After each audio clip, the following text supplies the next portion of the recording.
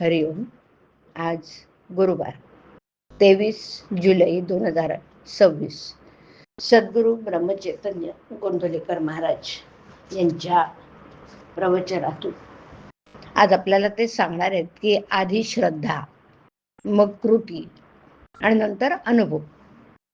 ऐकूया. गुरु आज्ञेप्रमाणे वागणाऱ्याला कधीही नड येत नाही. राजाच्या राणीला दुपारी जेवायला कसं मिळेल याची काळजी नसते, तसं गुरुचा आधार आपल्याला आहे असं ठाम समजणाऱ्याला कसली नड असणार. लांब उडी घेण्यापूर्वी 4 पावलं मागं जावं लागतं. परिसापाशी सोनं व्हायला रुपयाचं लोखंड व्हावं लागतं. तसं गुरुचा पाठीराखेपणा असून आपल्याला जी अधोगतीशी वाटते ती पुढच्या महत् कार्याची पूर्वतयारीच होय. बाप मुलाला हातावर घेऊन पोहायला शिकवित असताना मधून मधून तो हात काढून घेतो, पण मुलाची खात्रीच आहे की हा आपल्याला बुडू देणार नाही. तसा आपल्याला सद्गुरूचा आधार आहे अशी आपण पक्की खात्री बाळगावी. आपण आजारी पडलो तर आपणच पैसे देऊन डॉक्टरवर विश्वास, श्रद्धा ठेवतो. औषधाची काही माहिती नसताना ते आपण घेतो. व्यवहारात जर असं आहे तर मग श्रद्धा उत्पन्न झाल्याशिवाय आपण नाम घेणार नाही असं म्हणणं बरोबर नाही ना.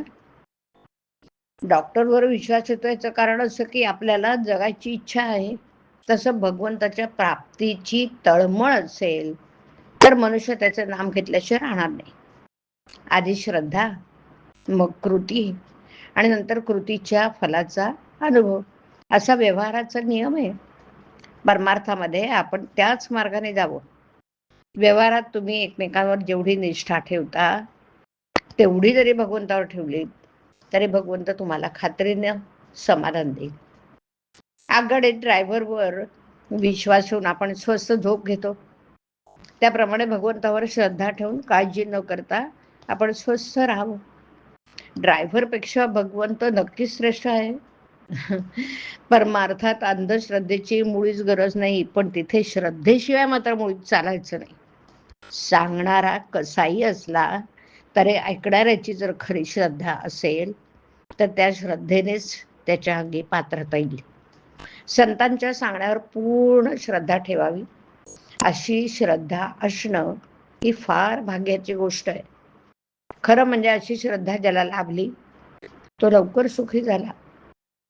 आज आपल्यापाशी ती नाही तर निदान आपण स्वतःशी प्रामाणिक बनूया ना. आधी पुष्कळ चिकित्सा करून आपलं ध्येय ठरवावं, पण एकदा ते ठरलं की मग निश्चयाने, श्रद्धेने त्याच्या साधनात राहावं. आपण परमात्म्याजवळ मागावं की तू वाटेल त्या स्थितीत मला ठेव, पण माझं समाधान भंगू देऊ नको. माझा मीपणा काढून टाक, तुझा विसर पडू देऊ नको. मला अमुक एक तुझ्याजवळ मागावं अशी इच्छाच होऊ देऊ नकोस. नामामध्ये प्रेम दे आणि तुझ्या चरणी दृढ श्रद्धा सतत टिकू दे. श्रद्धेशिवाय कधी कुणाला परमार्थ साधायचा नाही. हरी हरिओम तत्सत. हरी.